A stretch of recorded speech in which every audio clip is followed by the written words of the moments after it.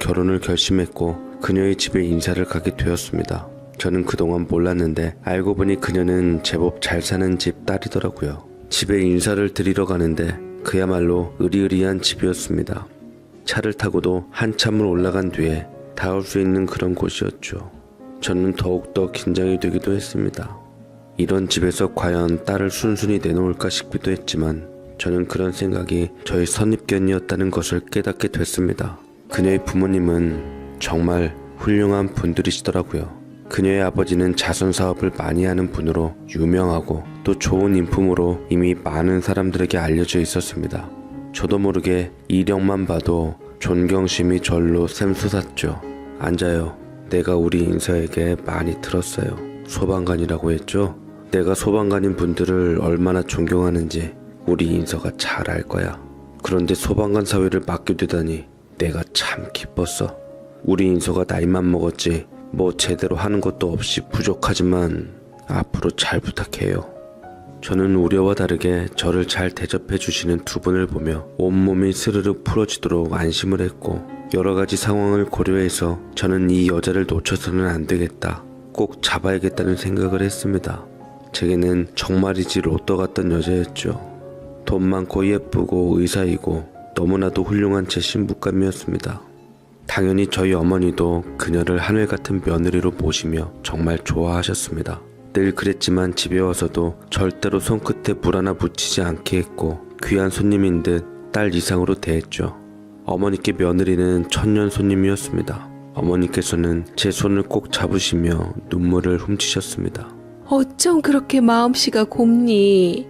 네가 정말 임자를 잘 만났구나. 다만 나이가 좀 있어서 걱정이긴 한데 뭐 니들끼리 좋고 행복하면 됐지. 난 손주 욕심 없다.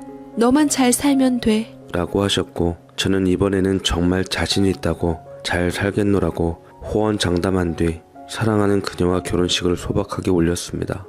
전에 사람과 살았던 신혼집을 그녀와 함께 살 수 없어서 팔고 새 장인어른께서 돈을 보태주셔서 조금 더 좋은 집으로 이사가게 되었어요.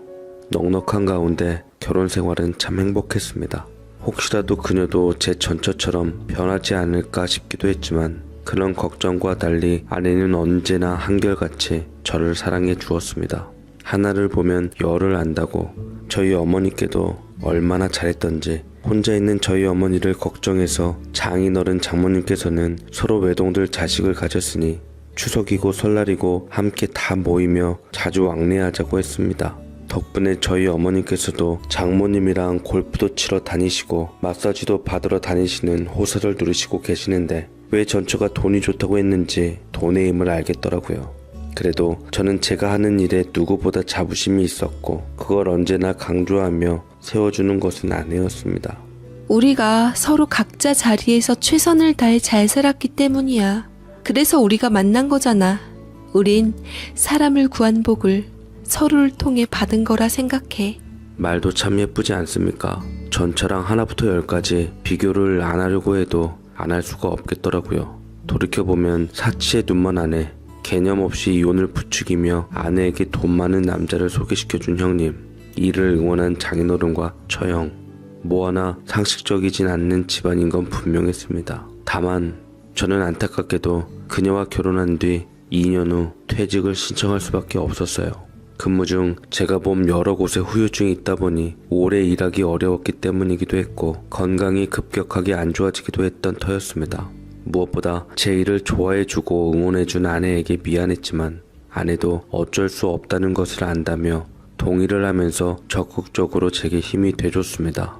저는 한동안 쉬면서 어떤 일을 할까 고민하던 터에 퇴직금을 아내에게 모두 주며 아내의 명의로 되어 있는 건물에서 어머니와 함께 작은 식당을 차리게 되었습니다. 어머니께서는 워낙 손맛이 좋은 분이셔서 평소에도 식당을 하고 싶어 하셨는데 아내는 우리 건물에서 하는 것이 어떻겠냐고 말했고 저도 함께 일을 도와드리게 됐습니다.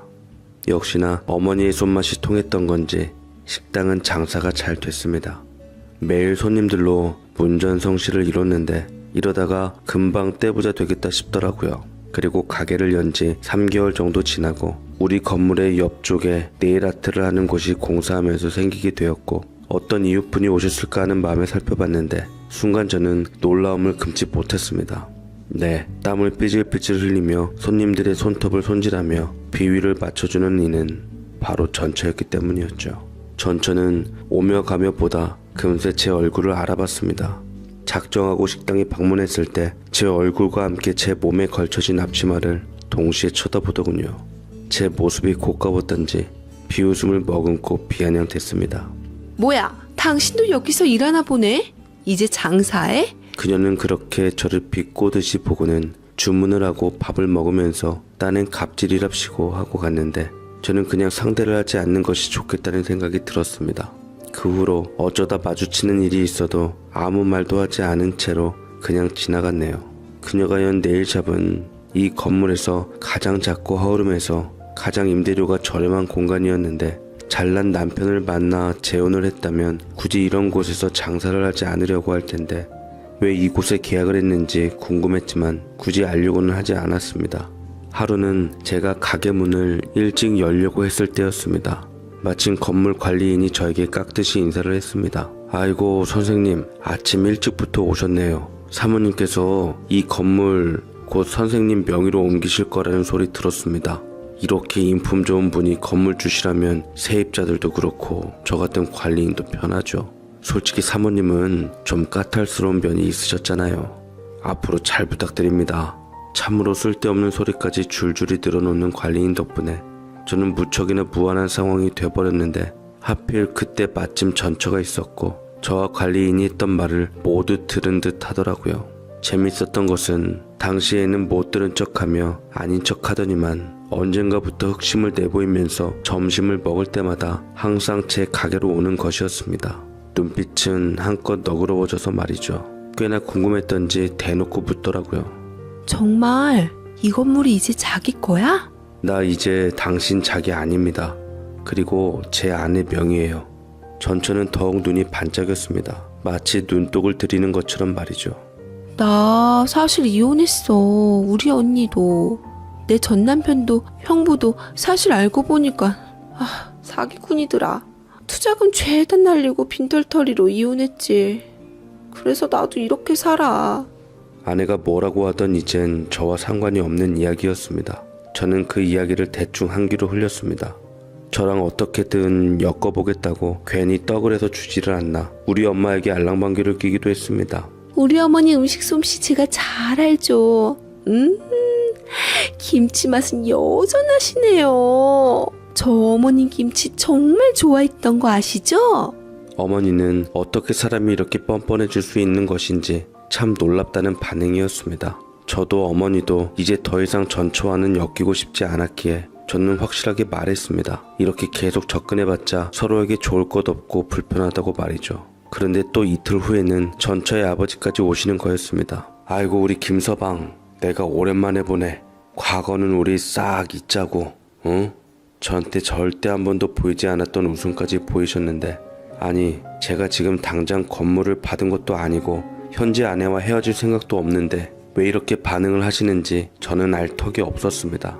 장인어른은 제 차까지 직접 세차를 하시면서 어떻게든 제 마음을 사기 위해서 노력하셨습니다. 김서방, 앞으로는 괜히 돈 주고 세차하지 마. 내가 또 세차장에서 일하고 있거든. 그래서 차 닦는 거 하나는 정말 기똥차게 한다고. 저는 제발 이러지 말라고 말씀을 드렸는데 그래도 막무가내였습니다. 그렇게 실갱이를 하고 있었는데 갑자기 아내가 나타났죠. 높은 구두에 선글라스까지 끼고서 말이죠. 실례합니다. 누구신데 제 남편이랑 이렇게 실갱이를 펼치고 계시는지요? 갑자기 전처의 아버지는 흠칫 놀라는 듯 했습니다. 소문을 듣자 하니 건물주에다가 의사 선생님이라고 하니 당연히 함부로 대할 수 없는 사람이라고 생각하는 듯 했습니다. 아이고 제가 뭘, 그냥 저는 한 번 인연이 있었던 사람이니까 앞으로도 잘 지내보고자. 글쎄요. 제가 듣기론 절대로 좋은 인연을 유지할 수 있는 관계가 아닌 것 같던데요. 제가 옛날에는 좀 고집도 있고 그래서 모질게 대한 게 있었습니다. 하지만 좋은 게 좋은 거라고 과거는 잊고 지금이라도 잘 지내는 게 좋지 않겠습니까? 전처는 그 말을 듣고 풋하고 웃음소리를 내다가 이내 확 얼굴을 달리하곤 화를 내더라고요. 이봐요. 나 당신들 누군지 다 알아요. 그동안 이 사람에게 얼마나 모질게 대하셨는지 기억 안 나세요? 콩고물이라도 떨어질 줄 아나 본데 꿈 깨세요.